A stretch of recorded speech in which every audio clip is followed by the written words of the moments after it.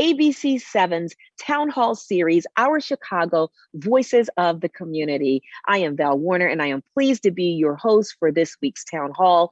You know, these town halls, for those who are tuning in for the very first time, and welcome if you are meant to be less typical town hall format and much more of a conversation with all of our guests who are able to add their comments after someone speaks. And we want to hear from you as well. And we have what we think is another important topic to cover this year, and particularly this month, but also perhaps not the easiest of subjects to think about, but let alone has to be discussed. According to the website of Connections for Abused Women and Their Children, CAWC, domestic violence of all types is inflicted on adults all across Chicago. It doesn't discriminate between rich and poor. It affects people of every race, ethnic group, and culture.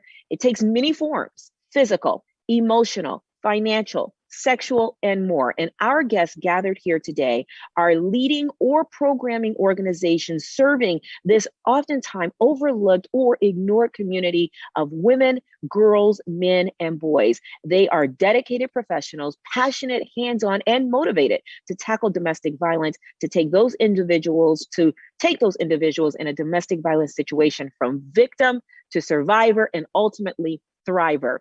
So we are grateful to have these professionals with us today, some of whom are clinicians, for making the time to be with us. So we are going to meet them all. And if you don't know by now, obviously, October is also Domestic Violence Awareness Month. We know that it is Breast Cancer Awareness Month, and we appreciate that. But oftentimes, Domestic Violence Awareness Month falls in the shadow of that. So today, this hour, we are going to highlight why this is such an important topic. And I'm so grateful to have all of you ladies here on this panel to have this conversation. So welcome to you, and welcome to you at home.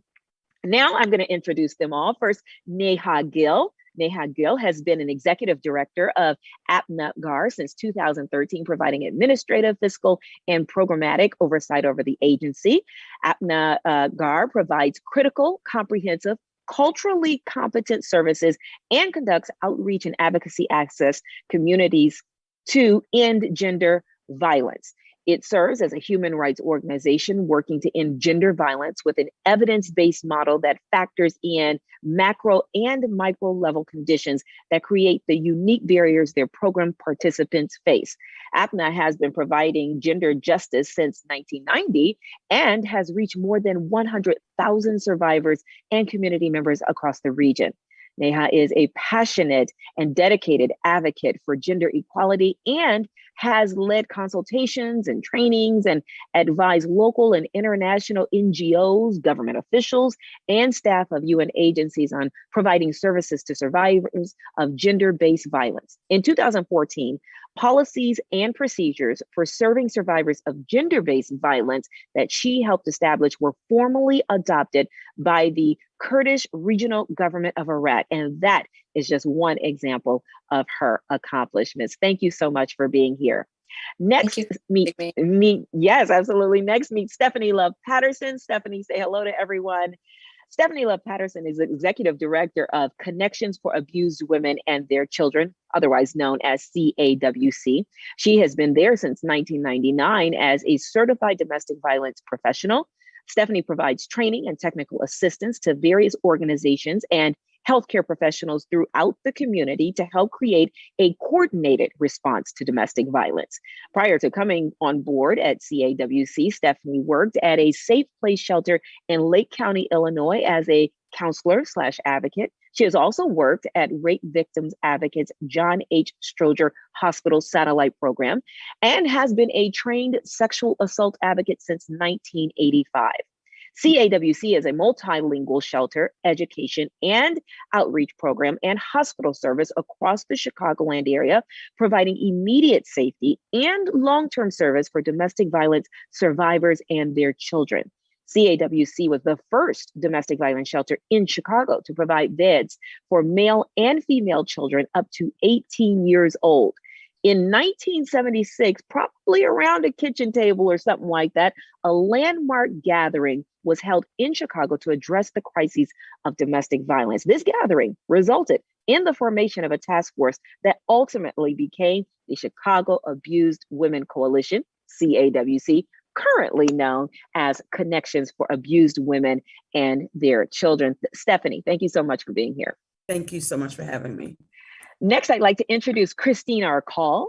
Christine, since co-founding the Center with Dr. Charlie Stoops in 2003, Dr. Christine Call has drawn on her extensive experience leading two Chicago area victim services agencies, including the Crisis Center for the South Suburbia and Sarah's Inn. Experience which served to establish the programs of the Center for Advancing Domestic Peace, where she serves as executive director. As a licensed clinical social worker, she also brings more than 30 years of experience in counseling and developing innovative programs to support survivors, as well as help those who have harmed or who have been harmed learn how to build healthy relationships. Christine holds a PhD in social work from the University of Illinois at Chicago and has served as a tenured social work faculty member at the University of St. Francis in Joliet, as well as a researcher on studies aimed at evaluating the effectiveness of partner abuse prevention, otherwise known as PAI programs. Christine is recognized as a leading expert in providing partner abuse intervention services. She is focused on raising awareness of the need to strengthen the coordinated community response to domestic violence and to increase prevention efforts through increased collaboration with victim service providers, other social service programs, and community groups. Dr. Call, thank you so much for being here. Next, I'd like to introduce you to Martha Pastro. Hi, Martha. Martha is a bilingual substance use disorder program administrator for healthcare alternative systems. Her main role is to develop and implement program goals to ensure that all the SUD programs and staff comply with all agency policies and procedures and all regulatory standards. She believes that if she empowers her own team with knowledge and support, their programs will make a significant impact in the participants' lives. Martha spent 14 years in the corporate world as a liability professional before deciding to follow her passion, clinical counseling. She obtained her BA from Loyola University and her MA in clinical counseling with a specialization in addiction disorders from the Chicago School of Professional Psychology. Martha is in charge of all of these substance abuse programs at HAS and is also very knowledgeable in the areas of mental health and domestic violence. Martha, thank you so much for being here. Amanda Pyram. Amanda Pyram serves as the executive director of the network Advocating Against Domestic Violence, a comprehensive membership-based organization advocating, educating, and organizing to end domestic violence. She is an experienced professional in the domestic and family violence sector, having provided direct housing, services, and advocacy to survivors in Washington, D.C. for over 10 years. She also developed a national program for crime victims of the Department of Justice and trained nationally on the rights of crime victims after sentencing. Most recently, Amanda oversaw training, policy development, and research for a child welfare organization in the Republic of Ireland. Ladies, I told everyone you guys are well qualified to be here on this panel to discuss such a very important topic. I want to again say thank you for your time this afternoon and welcome. Thank you. Thanks for having us. Yes, thank you. Yeah, well, we have a lot to cover over this next hour, so we better get started. And before we do that, according to a page on the network website, domestic violence is a pattern of intentional physical or psychological abuse, threats, intimidation, isolation, or economic coercion used by one person to exert power and control over another person in the context of a dating situation, family, or household relationship. Domestic violence is maintained by societal and cultural attitudes, institutions, and laws which are not consistent in naming this violence as wrong. And so all of us here know that domestic violence is about power and control, as it was just listed, over another person. And there are so many types. So let's start, with breaking these down, because I will say, personally, I think there is a misconception that if you are not physically abused, that it may not be considered domestic violence, but that simply is just not the truth. So we're going to talk about naming these, and maybe each one of you can step up and just put some details behind them to give us some depth about how serious this is and how all of these things can be considered indeed domestic violence. Let's talk about coercion and threats. So we're talking making or carrying out threats to hurt someone, threatening to leave them, threatening suicide, threatening to call child welfare, making, him or her drop charges, forcing him or her to do illegal things, not necessarily the physical, but still very much domestic violence, right? Correct. Look, absolutely. I was just going to say that what we talk about sometimes in the group with the men is the look. They're very clear that sometimes after they've been physically abusive to their partner, that all they have to do after that is to just give the person the look that says that could happen again if you don't do what I am telling you to do, if you don't go along with whatever it is that they want. So sorry, Amanda, I kind of interrupted you there. It just came to me. No, I think that's a great point. And obviously, who knows better about how to use power and control or how power and control are used other than the folks who are perpetrating the violence or who are on the way to recovery from perpetrating the violence as your clients and the folks that you work with are. And so I think the point that both Val and Christine made is absolutely correct, right? We look at our GLBTQ plus survivors. And in that community, an element of coercive control is outing someone, right? If you don't do what I say, if you don't become the kind of partner I want you to be, I'll tell all your friends and family about us. I'll tell your parents, you'll get fired from your job. I mean, there's so many different elements of power and control that abusive people use towards their survivors that really, it highlights the vulnerability that everyone faces. As you highlighted at the beginning on CAWC's website, they talk about how domestic violence can affect anyone. And it really is true. And we see it every day with our clients. We see it every day with the over 28,000 individuals who contact the Illinois Domestic Violence Hotline for services and support, that they all experience domestic violence a little bit differently, based on their own individual situation and what their abusive partners have learned works and learned works against them as individuals. And that's such an important point. Whatever they learn works, because once you figure out what works, that's a pattern that keeps going on and on until it is broken. Let's talk about, I think, Dr. Carl, you might have been reading my notes ahead of time because you mentioned the look.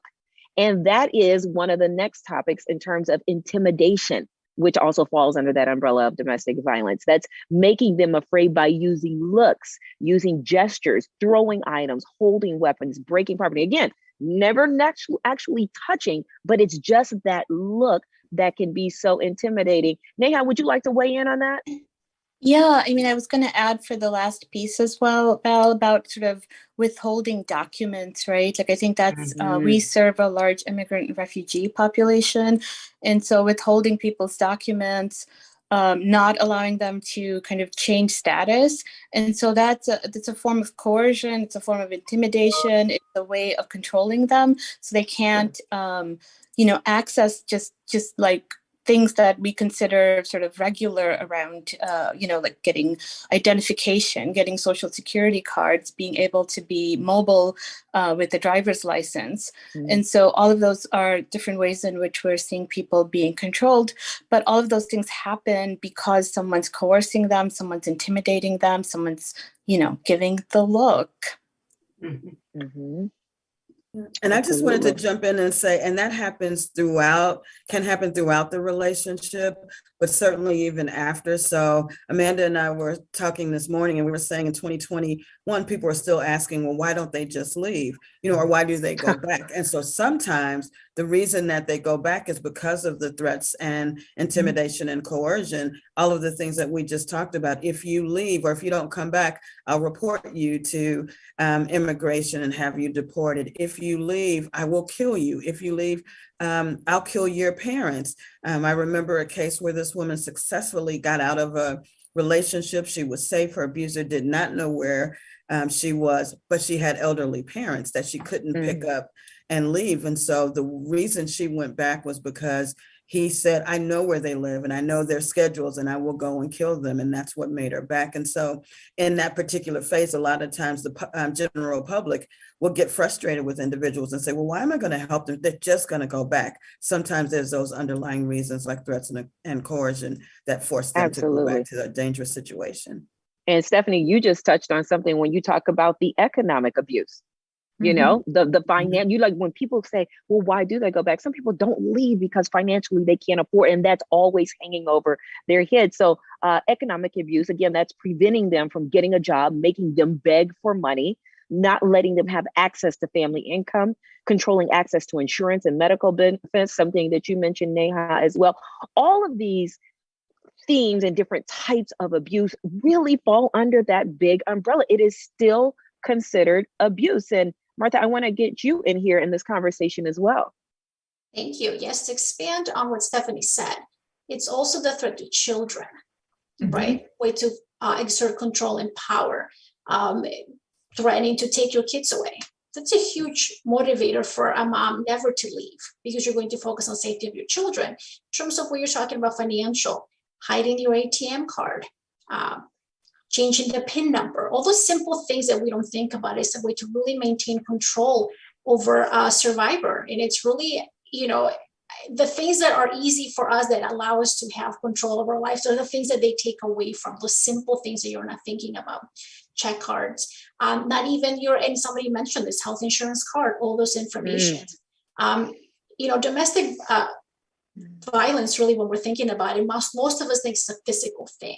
If I don't hit you, it's not happening. But it is so much more than that. And the damage that it causes is not just the victim, but also the children around. I think is just the toll that it takes. And talk about something keeping you in, that will keep you in to keep your kids what you would consider to be safe at the time. So it's definitely, and it affects all levels and anybody and everybody. And if you think about the Domestic Violence Awareness Month, this hashtag, everyone knows someone, because everyone knows someone. So prevalent. Yeah, absolutely. And I'm thinking we've discussed, well, we didn't discuss, but isolation is something but it's all come up in our answers. Isolation. We talked about economic abuse. We talked about, Martha, you just mentioned using the children as a way to carry out abuse, minimizing, denying, or blaming. That means making light of abuse, not taking the concern seriously, denying the abuser, or denying necessarily that abuse ever happened, which is the mind games that are often played when you're a victim of domestic violence, and using social privilege. This is, again, holding them to strict gender roles. I believe, Amanda, you mentioned that out the gate, threatening to out someone that's their decision to be able to want to come out and say their status, but using that to hold, it's a position of power, a position of control that we're seeing throughout all of these things. So let's get started a little bit more with the deeper conversation here about domestic violence. And Neha, we'll start with you with this. What do you feel are the root causes of domestic violence, whatever that looks like?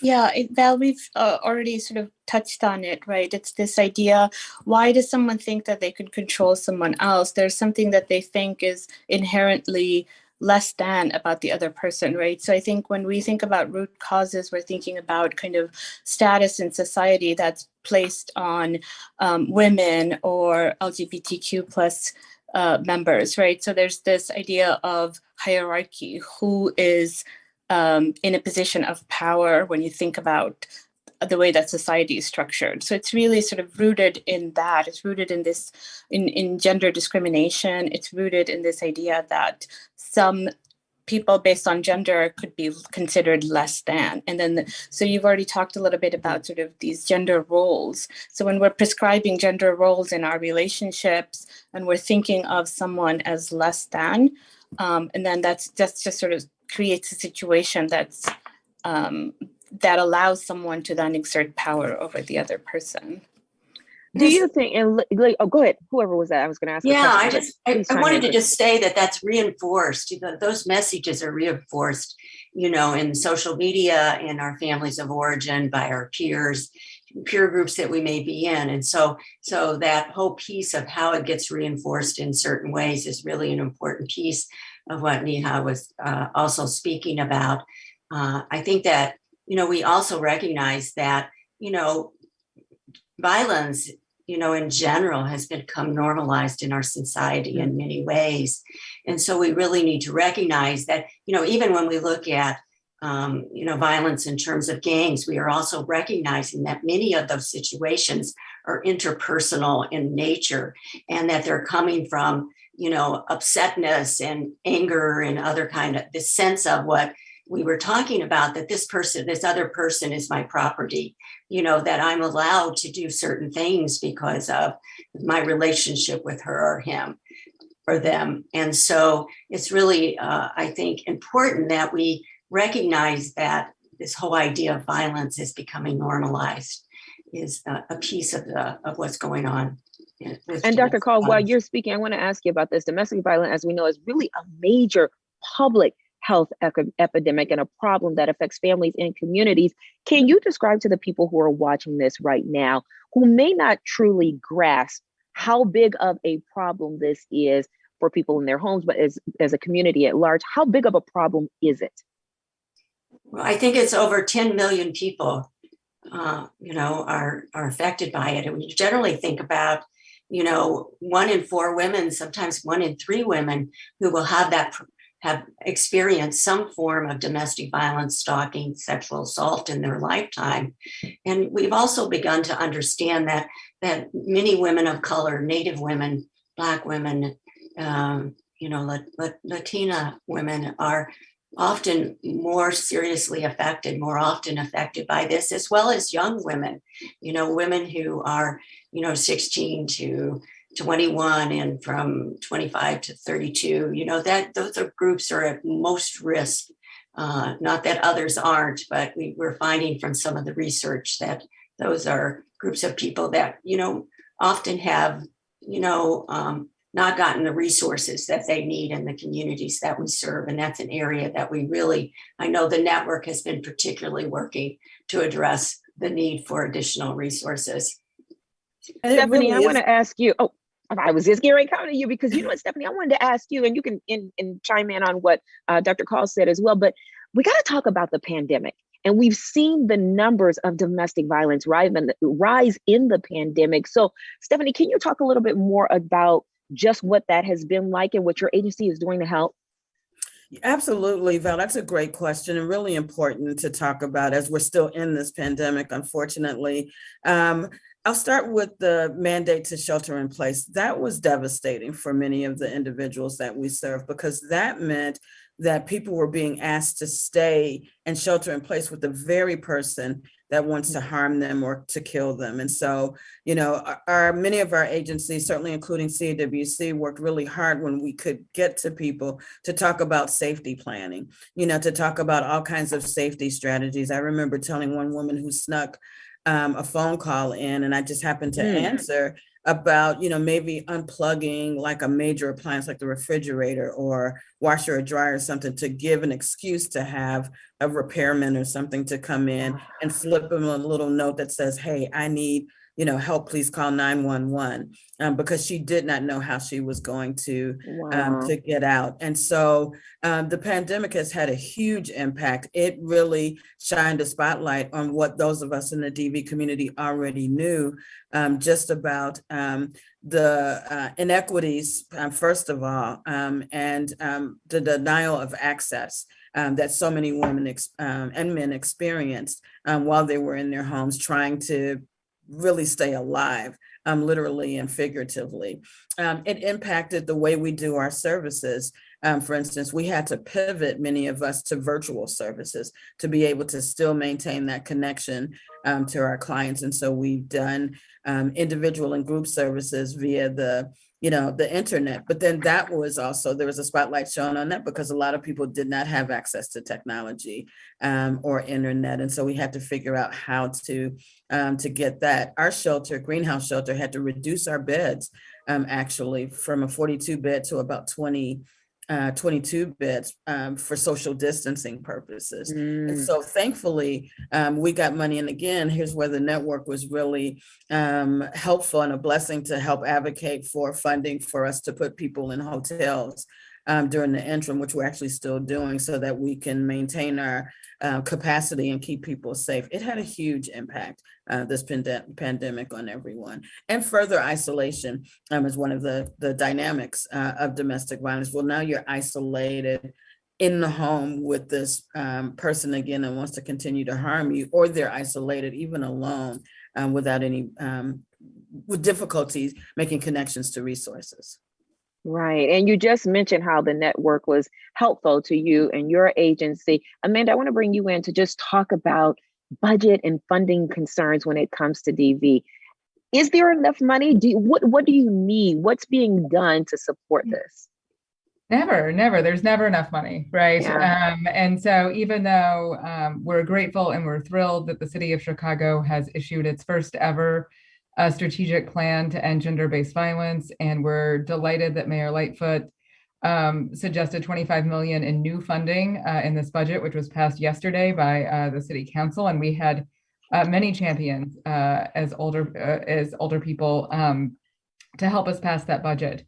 But there aren't enough resources. Christine mentioned the 1 in 3 number. That's 900,000 people in the city of Chicago. And for comparison, we serve about 30,000 collectively as a community. And so we are not reaching everyone who needs our help and support, but we are maxed out, right? And so we as a community full of women primarily, have always felt a little bit bad about saying, we're not meeting the need. We just felt like if we work hard enough, if we do our best, if we keep our head down, we'll eventually get there. And the fact is we've been under-resourced for far too long.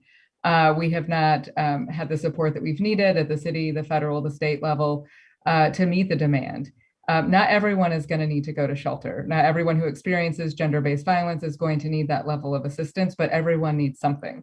Just like Martha said, everyone knows someone.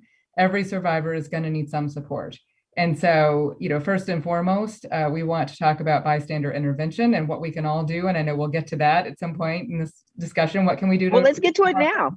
Why wait? Let's talk about it right now, because, as you were talking, I'm thinking, if someone's at home watching this, to Martha's point, that everyone knows someone, if you are that bystander, or if you do know, what do you do? How do you get someone out of that situation, or attempt to support and be there and get that person out of that situation? I'm assuming that's what you mean when you say the bystander, right? Absolutely. Yeah, absolutely. I mean, I think what we would all need to hear from our friends, from our family, from people that we trust is, I believe you. I believe you that this is happening. You're not crazy to think it's weird that he wants to know where you are all the time. You're not wrong to think it's unusual for him not to let you spend your own money. It's not okay that, he controls when you can see your family and not. And that person that you're talking to may not need or want to go to a DV shelter.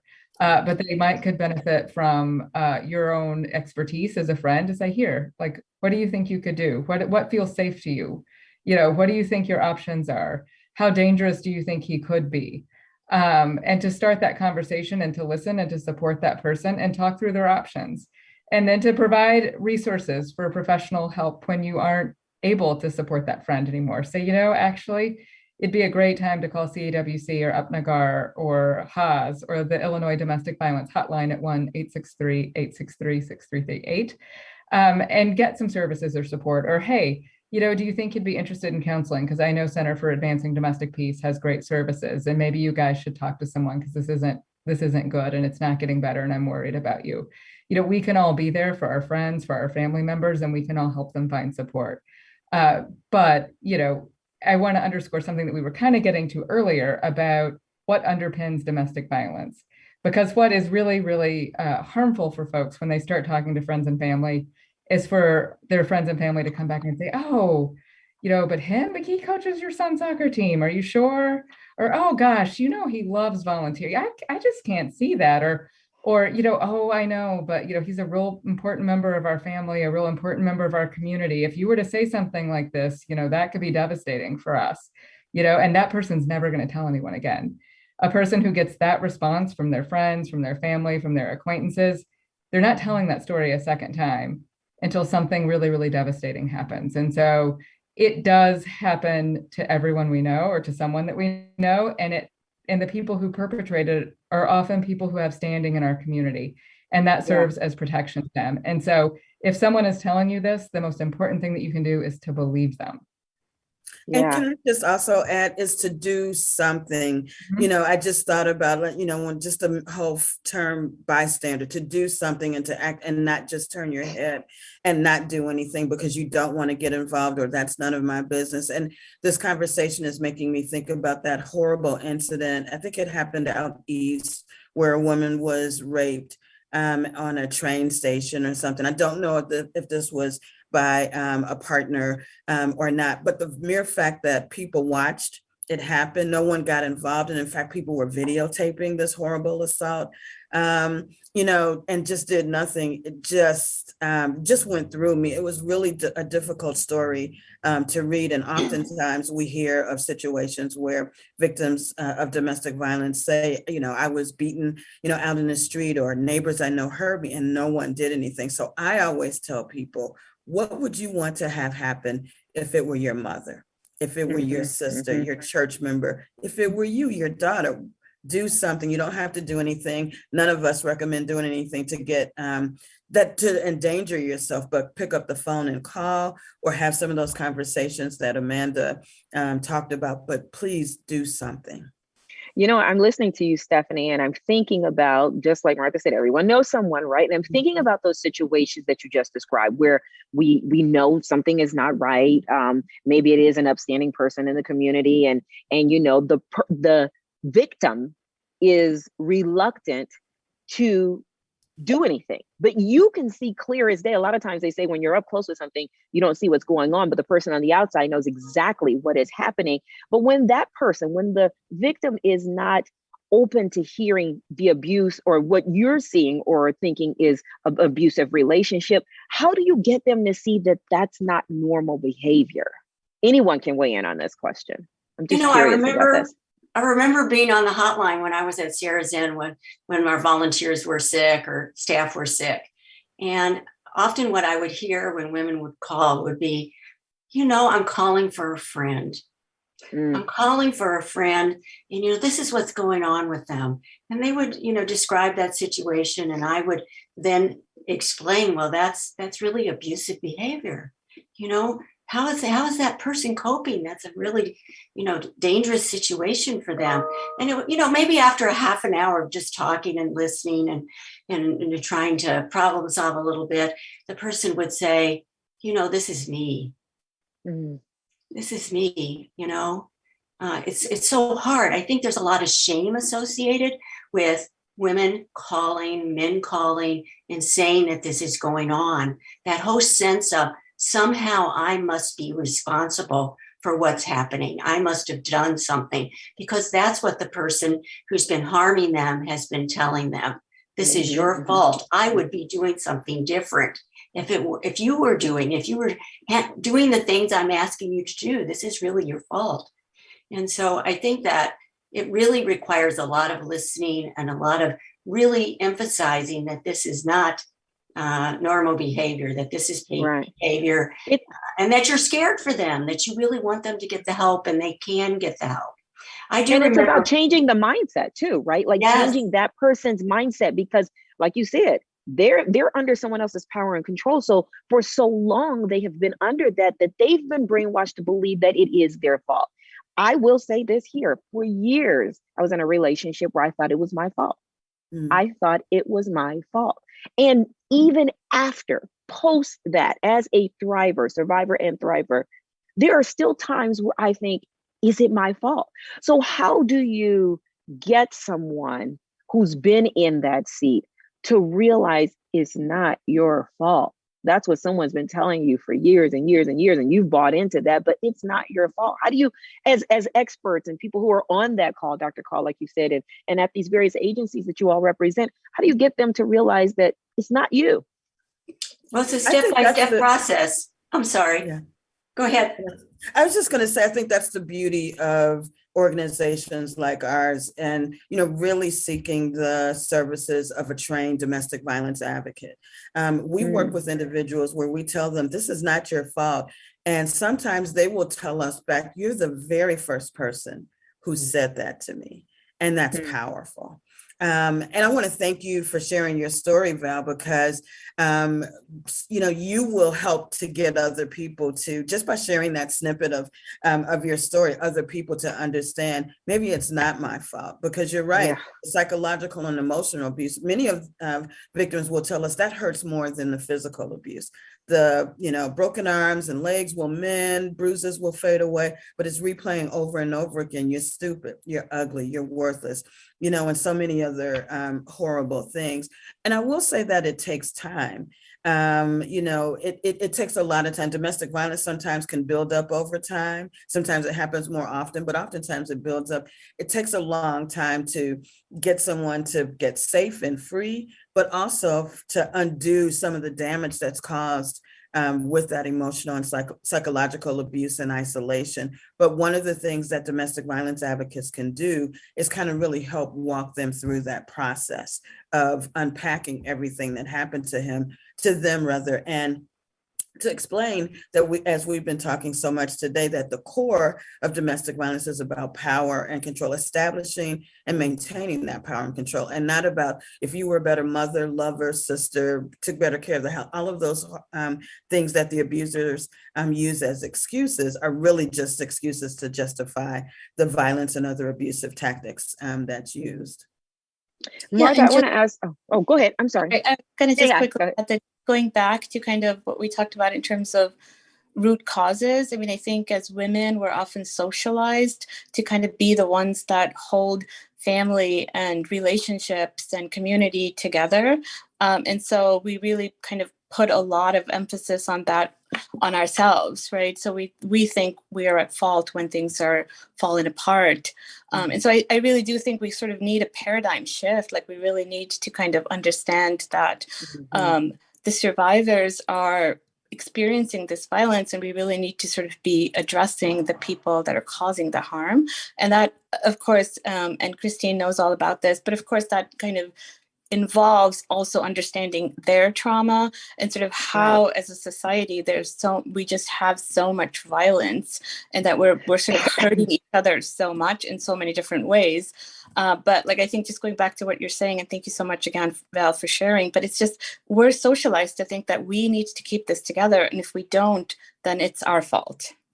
Yeah. And social media plays a role with that. Think how many people with platforms and with power who could get out and be honest and real and vulnerable and open and share their stories and the impact. Thank you all, ladies, for saying that for me. But I'm thinking about, there's so many other people who I'm sure no one is alone who's been through this or knows someone who's been through this and can use their platforms to really, Neha, maybe change that shift, to get people to start going, wait, that happened to them and they're still dealing with this. Then perhaps, I can benefit from hearing their story. Martha, I want to get you into this because I wanted to ask you, I want you to tell me how the pandemic has affected the community in the areas of mental health and domestic violence. Well, thank you, Val. I think one of the lockdown may have decreased the spread of COVID, but I think it created an ideal environment for domestic violence. There were so many stresses that came with it, between the job loss, financial stresses. It just created this environment that you guys talked about, right? Control and coercion. In terms of mental health, if you're thinking of domestic violence survivors, there's very much that there are very high risk for experiencing a range of mental health conditions: PTSD, depression, anxiety. We have a location for domestic violence, or program is called BASTA, which in English is enough, right? And one of our locations in the Belmont Craig neighborhood works with our members of the community who come in for support. But that location also has a living room program, which is community-based crisis support specialists are there. So when you're having a domestic violence survivor come in for support, we're providing them that support, that those linkage to communities, that advocacy that they're looking for, but immediately having that warm handoff to actually a peer support to walk through some of those emotional crises they're going through. And I think because both issues are interrelated, you have to have the mental health support available right away. That's one of the successes of that site, is that you have that link between those two programs. They are providing that service to the much needed to the community. And as all of you guys know, with COVID, I mean, our numbers dropped of survivors seeking help. You can't make a phone call when you have the perpetrator, the person who's abusing you, in the next room or in the room with you. Right. The other piece is that we are all trained to observe signs of abuse. We are all observed to observe behaviors. And when you don't have them come into the services and you're just doing Zoom, you miss so many of those cues that really limit the access, that limit us from providing that support. And if I can go back, Val, in terms of, people that are listening, they're watching this, how can you tell that something's happening? Aside from the stigma that was mentioned, there's huge stigma not to talk about it. There's huge stigma not to be that person, because it's hard to acknowledge that you're in this situation. It's hard to see it when you're so close to it. It's so hard to see it. I think really teaching people to observe some behaviors. Or are you noticing somebody who's excessively jealous, somebody who's embarrassing or insulting their partner in public, yelling or intimidating? Those things should be red flags. If it's somebody who's close to you, I mean, are you noticing any sort of like submission, any signs? I mean, clearly physical signs that you might see on a person, any anxiety about pleasing their partner. All these things are red flags. And I think very much coming from that non-judgmental, right? It's not your fault. And I'm here to listen as a family member. And as a friend that I have been, those two pieces are big. I'm here to listen and not to normalize that behavior, because it is not right. None of the stuff that is happening, the coercion, the control, is not right. And that constant message needs to be passed along at all times, really. So Martha, you mentioned how difficult it has been with the pandemic and COVID, because you can't really call out your perpetrator because they may be in the next room.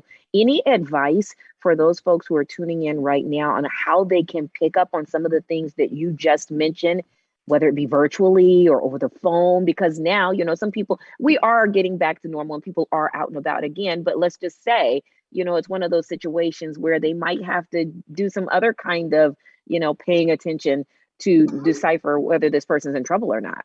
Absolutely. Facial expressions, tone of voice, body language is huge. Even though we're not really seeing the entire person, you can tell when you might mention your partner, the voice will soften because he could hear, right? Face will freeze. So everything tenses up, and we're trained to pick up those cues, even through Zoom, thankfully. So those are some of the things that are really turn out to be red flags for us in this limited medium that we have at the moment. But thankfully, as you mentioned, Val, we are returning to face-to-face services. So we're kind of going back to that support.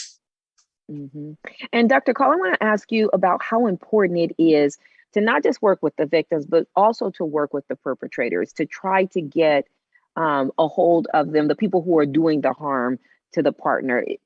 Is that something that needs more focus, the abuser? I really believe that we need to really give more attention to working with those people who are doing the harm. I do remember when I was the executive director of the Crisis Center for South Suburbia many years ago, sitting in on support groups with women at the shelter.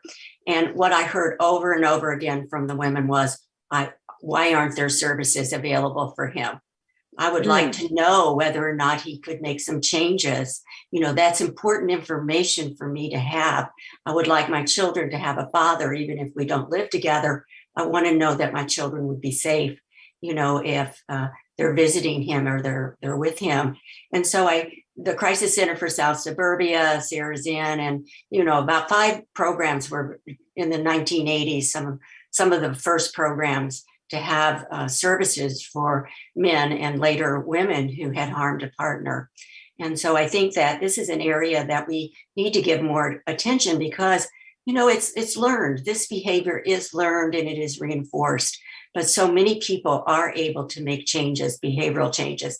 I'm not going to tell you that it's always easy. And we do see many people who come into our program who are minimizing and denying. But it is it's really awesome to sort of see the light bulb go on when they finally say, after 8 weeks of saying, I don't belong here, to say, oh, maybe I do belong here. Maybe I do belong here. Yes. I'm curious, what does that 8 weeks look like? What is that rehabilitation process like for the person who is doing the abuse? Well, the process is, in our program, it starts with a comprehensive assessment that's evidence-based, that looks at all of the factors. It also looks at their history of abuse and trauma in their life and mental health, substance use, and so forth. And we make decisions then about collateral services that they may also need in addition to our program. But if they're found that there's a pattern of abusive behavior and are accepted into our partner abuse intervention program, they then go to an orientation to what a group would look like, what the rules of that group are, and then they would go into a 24-week group. And usually we are noting that it takes about 8 weeks for them to sort of get acclimated. Our group is an open group, which means that new people go into the group about once a month.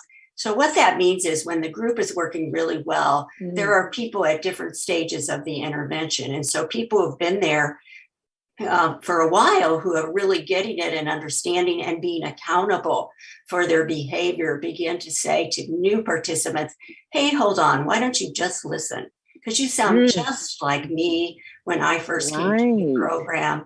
And I think you may belong here, but just give the facilitators and the rest of us who've been here for a while a chance, to tell you what we've learned and about our accountability. When somebody first is new and comes to the program, the other participants in the group are asked to tell the new members what they're holding themselves accountable for. So that's a really powerful statement to those individuals who are in the program. So people do make, not everybody finishes the program, but those who I was going to ask you about the dropout rate, because I'm listening to you and I'm thinking, okay, if you're an abuser and you've got this mentality your whole life, a lot of times you're in denial. You don't want to be accountable. If you stick around, you get to the accountability stage. But I got to imagine that the folks who've been there for the long haul can, be a mentor, so to speak, for the people who are coming in. And maybe that minimizes the dropout rate and people will stick through and actually create real change.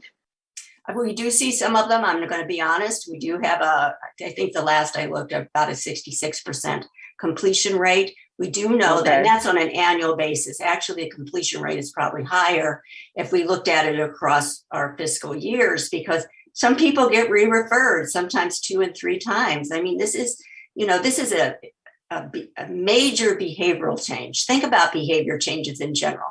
It's not something that's easy. We know people are trying to stop smoking or lose weight or, other kinds of changes that we make. Those usually take more than 6 months, right? Which is why we actually started a aftercare program where people can come for ongoing support groups, where they can call, they can text, they can phone when they find that they need extra support to continue to use what they learned in the mandated program. And that program is totally voluntary.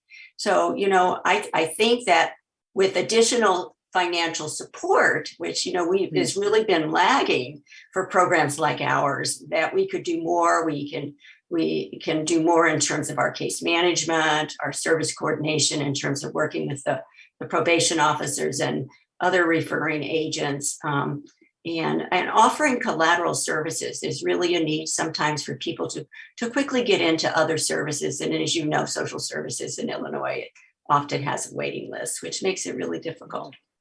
Yeah. Now, if I can pick up where Christine is going also, with us and our paid program, it's really about focusing on what is right and what is wrong. Sometimes they truly think that this is how it is, that this is okay to do. There is this acceptance that is coming that, I can do this permission almost that comes, right? So it's very much about when I used to be a paid counselor, actually, when I started working. And it was very much about talking about what is allowed and what is not, what is right and what is wrong, a very clear message, a clean-cut line of what is acceptable and what is not. And as Christine said, this behavioral change takes a lot. But the fact that you can have somebody in a room who is going to get the feedback from their group, from their peers who have been there, there's no bigger way to open up your mind. I mean, I can say everything about how you need to change, but it's not going to make much of a difference until somebody who's been through it comes in and says, I was where you were 8 weeks ago, and this is where I'm at now. That is a huge message to pass along through all these our interventions that we have. It's going to have a huge impact. It is definitely going to make an impact in a different kind of way. Stephanie, you wanted to chime in with a thought. Yeah, I was just going to say the accountability piece is something else. When we talked about bystanders, that's the other side of what bystanders can do, is hold perpetrators of domestic violence accountable for what they do. So in families, you know, as opposed to, again, turning your head when you see someone talking disrespectfully to their partner, just kind of turning your head and go, well, I'm not going to get involved in that. Hold that person accountable. It's like, that's not right. You know, I heard how you talked about them. Of course, all of this has to be done safely. And we're always talking about sort of doing that assessment to make sure that it's even okay to do it. Some forms of abuse are so extreme where even saying that could be dangerous for the abuser. But one big question we get asked a lot is, why does this person stay? Why don't they just leave? When the better question to ask is, why does this person choose to use violence and other abusive tactics in a relationship? That's accountability. And that's being able to look at this issue holistically and work from, you know, both sides, from the person that's causing harm to the person that clearly needs intervention or even prevention. Preventative services and things like that. So the accountability piece is huge in the work that we do. It really is. And we haven't talked about DV in terms of how it impacts children and families when children are in a home where they're witnessing it.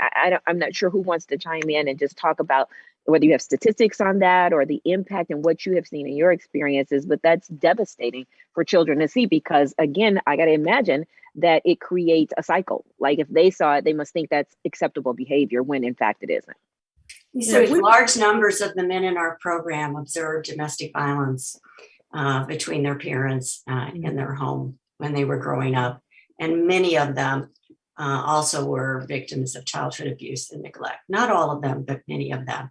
And so we do see that there's sort of an intergenerational effect in terms of individuals observing this as normalized behavior and then growing up to also harm people as adults.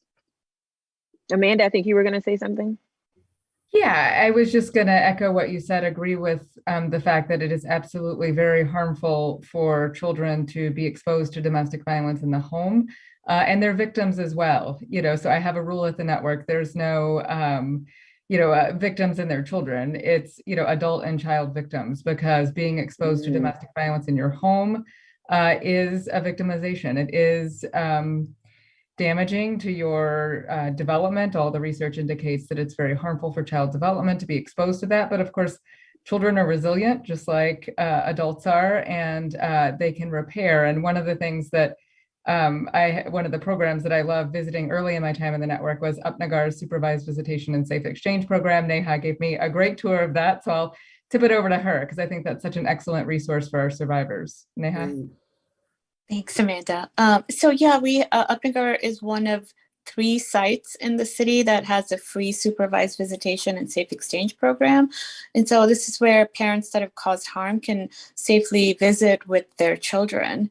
And the survivor parent can access other services. And so that's a really great opportunity for us at Upnagar to be able to work with the children and also actually address some of the issues with the parent that's caused harm. So what we do is just kind of, the visit is actually sort of, we're in a room with the parent that's caused the harm and the children. And then we are sort of like really helping them kind of create a healthy relationship. So we're really kind of talking to the parent about how to repair the harm, how to have a better relationship. And what we're hoping with the children is that it really kind of breaks the cycle, that they really are able to see that parent in a different way. They're able to see the parent actually parent them, right? To so have a different kind of relationship when they've seen the parent actually previously just sort of cause harm and hurt them and the other parent. So it's long term. I mean, right now it's a lot of it is sort of court mandated, but it's just long term work. But again, as Christine had mentioned, we'd also really see people having breakthroughs. We really see a lot of the parents realize the impact on their children and realize what they'd like to do differently, and really, really think about, kind of breaking the cycle to make sure that it's not repeated in their children's lives. So that's, I think that's been really great for us to kind of see.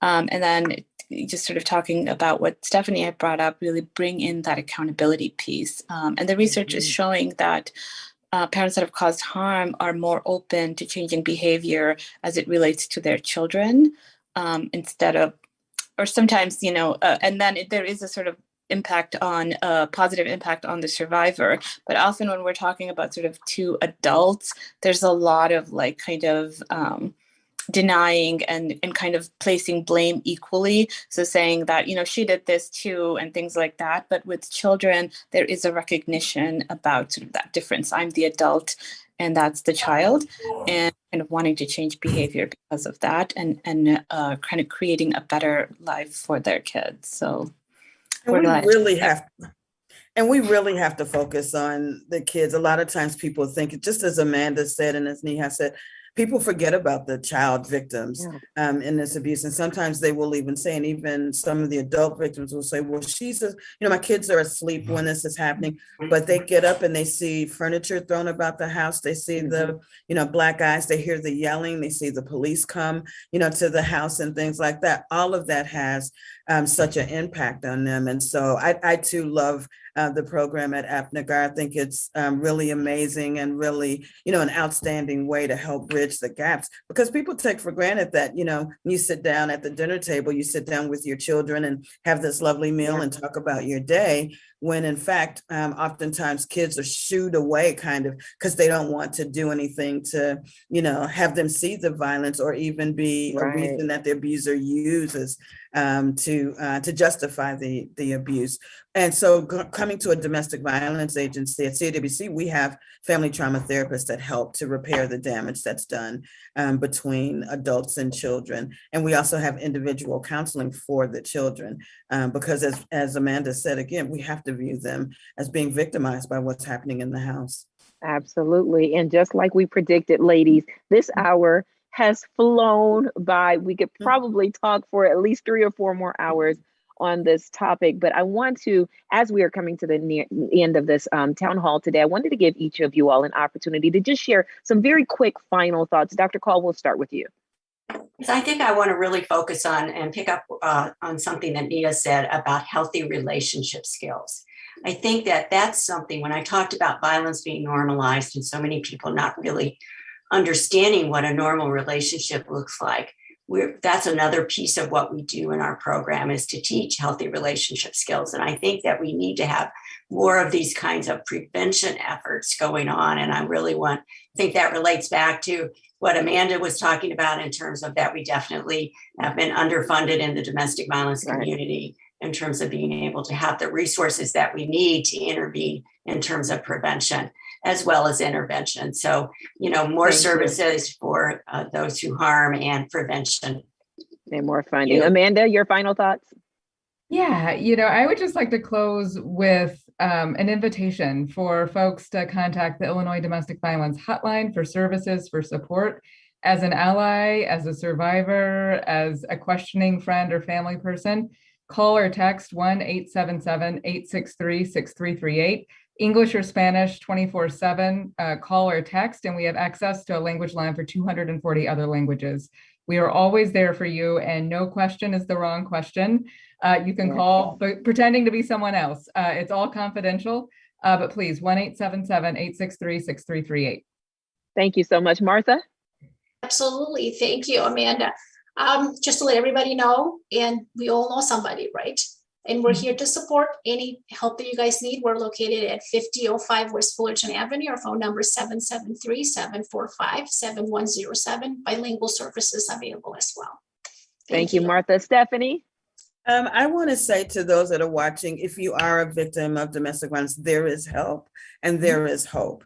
I invite you to reach out to all of these wonderful organizations. They're all our sisters in doing this work. CAWC's 24-hour hotline is area code 773-278-4566. You can also go to our website at cawc.org to get additional information about ways to help and to just better understand what domestic violence is. Thank you so much, Neha. Thank you. I think what everyone said has really highlighted sort of the holistic approach to this work, and to really kind of, sometimes we think about it and it's a huge societal problem, but I think the way that we are all working and solving the problem is to really look at each individual and their needs. And so I think UPNIGAR specializes in providing culturally competent services, which is really kind of trying to understand the whole person, their culture, their every other sort of context, every other identity, and kind of working with that to be able to address the situation for them individually. So I would just highlight Ladies, that. I want to thank all of the guests who have been on here today. And for those of you who have tuned in, and hopefully you have been inspired by these women who are doing, leading, and making a difference in this area of domestic violence and raising awareness. So thank you so much. Again, I'm Val Warner. This has been a pleasure for me to host this town hall for you today. Have a safe and great rest of the day. Thank you, Val. Thank you. For Thank you, hosting us. Val. Thank you.